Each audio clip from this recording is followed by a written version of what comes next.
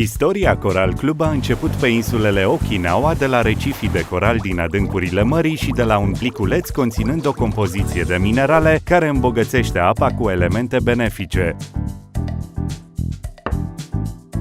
De 18 ani ajutăm oamenii să aibă grijă de sănătatea lor. Suntem prezenți în 38 de țări. În prezent, Coral Club creează în 7 țări produse pe baza ingredientelor naturale din toate colțurile lumii.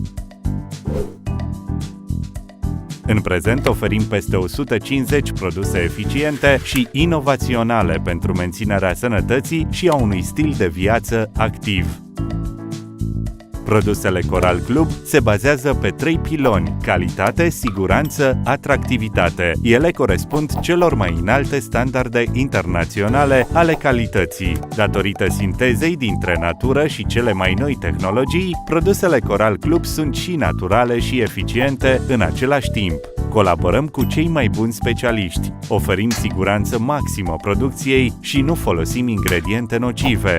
Înainte să le scoatem pe piață, produsele sunt testate minuțios. Oferim soluții simple, comode și atractive pentru menținerea zilnică a sănătății organismului. Toți clienții noștri au parte de consultații individuale conform nevoilor acestora și nu doar produse, ci și un sistem eficient pentru menținerea sănătății și recuperarea pentru creșterea nivelului de energie.